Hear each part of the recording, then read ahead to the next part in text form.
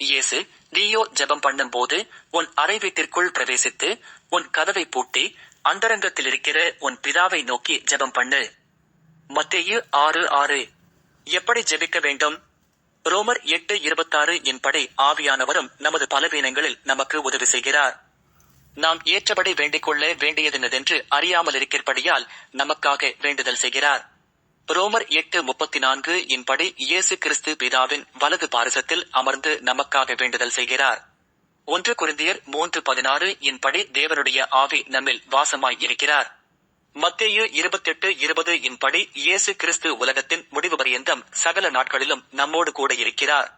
இந்த வசனங்களின் மூலம் கர்த்தராகிய இயேசு கிறிஸ்துவும் பரிசுத்த ஆவியானவரும் ஒரே நேரத்தில் பிதாவாகிய தேவனோடு நமக்காக ஜெபித்துக் கொண்டும் நம்மோடும் வாழ்ந்து கொண்டும் இருக்கிறார்கள் என்பதை அறிந்து கொள்ள முடிகிறது.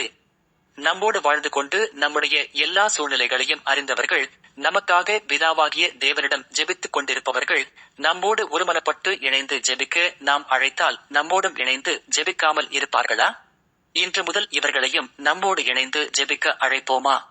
இயேசு சோர்ந்து போகாமல் எப்பொழுதும் ஜெபம் பண்ண வேண்டும் என்றார். லூக்கா 18:1.